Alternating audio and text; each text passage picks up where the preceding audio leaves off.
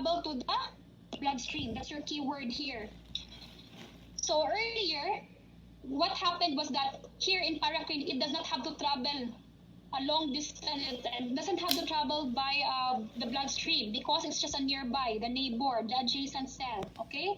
But here, when you have an endocrine regulation, it means that that particular cell will have to travel, okay?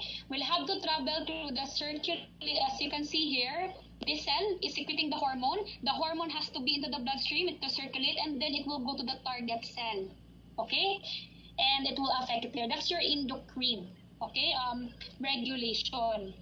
So, and then you have another one, which is your neural regulation. Occurs when a neurotransmitter is released from a nerve terminal located. So here, guys, you have neurotransmitter. It's also another chemical messenger. Hormone is a chemical messenger.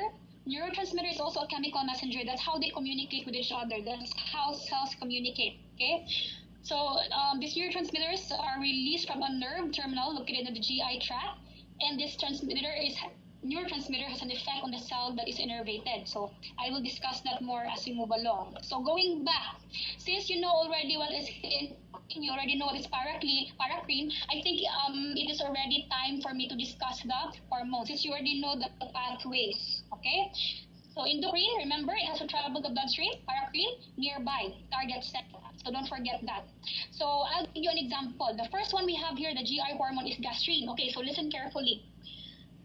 Your gastrin gets released by the G cells. Okay, that is the source. It's actually, these cells are found in your antrum, and the cells will secrete this gastrin in response to proteins. When you eat something like, for example, meat. Okay, so this protein or your oligopeptides is the stimulus for release of this. So what will happen? Gastrin will be released and it will go into where? Remember, it's endocrine. So it will first go to the bloodstream and then it will go to the target cell. Okay, so where will the hormone be? It will go to the ECL cell. So here, the ECL cell, I will show you this cell later, and parietal cells of the gastric corpus to the stimulation of the parietal cells to secrete hydrogen, and the ECL cells to secrete histamine. So for the visual learners, look at this one. As you can see, your G cells are the ones secreting gastrin, right? This is the source of your hormone. So in response to when you eat something that has protein, okay? So in response to protein, the gastrin will be released by the G cells, and it's endocrine, so it will travel through the bloodstream, and then it will reach its target cell, which is your, here in this case, is either your parietal cell or your ECL cell. Your parietal cell here, when it gets stimulated, when gastrin binds to it, okay? So gastrin goes there, it's a chemical messenger, so it will go there and it will bind to the receptors here, okay? And it's like a lock and key mechanism, guys, right? You have here your, for example, when you're about to enter a room, you have to, of course, have a key to the door. So your gastrin here is the key, and you have the receptors here, which is your lock. So once the gastrin will bind to it, the receptors there at your cell, the parietal cells will be releasing hydrogen. Okay, the hydrogen is, of course, you already have an idea, I think, that the hydrogen will be having a role later with to become a hydrochloric acid when it combines with chloride.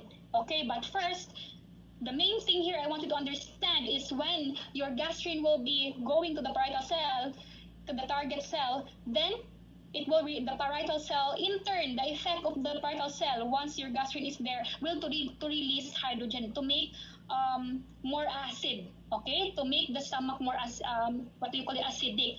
Now again, also another cell is your ECL cell, and this ECL cell will have also a role. Where is that picture? I think I have here. Oh, it got deleted, I think, but it will also have a role, because ECL cell, once it gets once gastrin reaches the ECL cell, what will happen is that the ECL cell, by means of your, will release your histamine, and your histamine has a role also into increasing the acidity of the stomach. Okay, so that's the main thing there. So overall, guys, what's the effect of your gastrin? So you can say that like this: the overall gastrin is to increase the acidity of the stomach, to lower the pH. Okay, so because remember, if you have lower pH, it means acidic, right? So why is it so? We have to understand, because in physiology we have to answer the question why. Why does the hormone do that? Why does the cell also act like that? You see how beautiful physiology is, guys, what happens? Because see, when you have your proteins don't get digested in the stomach. In the mouth, but in the starting point there is the stomach, because what's in the stomach? There is an enzyme there that will try to chop your proteins. Remember, we want to make proteins from macromolecules. We want it to become micromolecules. Okay, so micronutrients. So from being a protein, once it reaches the stomach, you will have an enzyme there. What is that enzyme in your biochemistry? Do you remember that you have the enzyme pepsinogen? I hope that rings a bell in your biology class.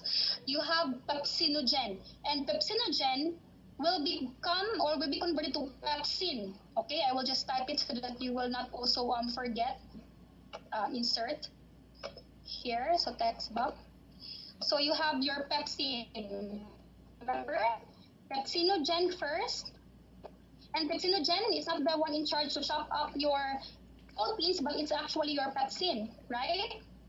Now pepsin, your pepsinogen only gets activated to pepsin once it is already having a low pH, a pH of 2.0, which is actually acidic, guys. Okay, that means that without acidity, you cannot make your proteins, or you cannot actually digest or break down your proteins. So that's the thing there. Your pepsin will be the one to chop your proteins into, let's say, what do you call this? Your into a micronutrient. Okay, so what happens here is that your pepsin will become activated because of the increased acidity. Okay, so here, how beautiful it is. Protein is the one making, okay, in the stimulus for release. Protein goes into the stomach and will try to activate these G cells to stimulate the G cells to secrete gastrin, and gastrin will go to the target cells like your parietal cells to secrete hydrogen to make acid. And the acid will activate your pepsinogen into pepsin, and because of this pepsin, your proteins will be broken down. Okay, it will chop the protein. So see, they are related. That's why, guys, I don't think you have noticed, but when you eat something, let's say for example meat, right? Let's say you're eating chicken without anything, without masala, without gravy, without anything, with no spices, for example, just plain meat. When you put it in your mouth, do you taste anything? It's not really that tasty, right? It doesn't taste so much. Why? Because it's not yet the protein there. The meat is protein, and protein is not broken down there. It's usually broken down where first? In the stomach. Because pepsinogen has to be activated to pepsin. How does it get activated? By increased acidity. That's why when you have your protein, what will happen? You need the thing here is you have to have acidity to actually chop this protein, and that's why you need to have your gastrin. Okay, so the stimulus for release is the protein. I will remove this already. The protein, or your oligopeptides, and then the source, the gastric antrum, will release the gastrin. Gastrin will go to the blood first because it's endocrine, then it will reach the target cell, which is your parietal cell and your ECL cell. And the parietal cells, what will happen to them? They will secrete hydrogen. And hydrogen will, of course, combine with chloride later to form hydrochloric acid. And that's why you will have acidity. You will convert pepsinogen to pepsin. Okay, and pepsin will be the one chopping your protein. So see how beautiful it is? It is like that. And then next you have your hormone cholecystokinin. Okay, so since I hope that's clear. Is gastrin clear to you guys? Do you understand how gastrin will affect the cells? So gastrin. Okay, very good. All right, very good. So gastrin has its target cell, which are your parietal cells and your ECL cell. Parietal cell will secrete hydrogen. ECL cell will secrete histamine that will also help produce more acid in the stomach. So that's the thing. Don't forget that. Next is your cholecystokinin. So this is another interesting hormone. Actually, I love this hormone. Cholecystokinin, you will know after a while. Cholecystokinin, the source of it is your small intestine. Okay, the part of the small intestine is your duodenum. And what is in the duodenum? You have your eye cells in your duodenum. So your duodenum has eye cells, and these eye cells will produce the cholecystokinin, which call it CCK. Okay, because it's too much. So CCK. Sometimes when we write in the charts, and doctors, we are always writing, but the thing is we have to have abbreviation. So we abbreviate it as CCK, cholecystokinin. So this one, or why did I already uncover it one? I want it to be surprised. Anyway, this one is paracrine and endocrine. I will tell you later why. So paracrine and endocrine. So that means it can activate nearby cell, and also endocrine, it has to go to the blood first before it reaches the target cell. And why, what do you call this? What is the stimulus for release? Earlier, gastrin was released because of the presence of your protein, right? In your stomach.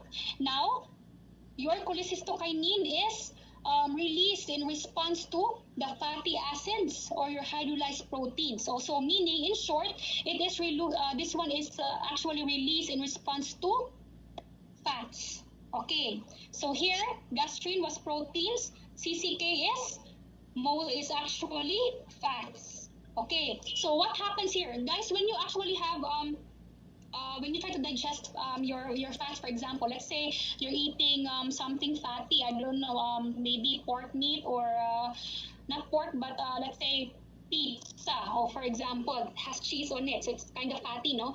Burgers or whatever it is. So fatty. Once it actually reaches your stomach, it's not actually there's no enzyme there that can actually break it down. Okay, so it has to move. So from the stomach, where will this go? Well, I think I have a picture.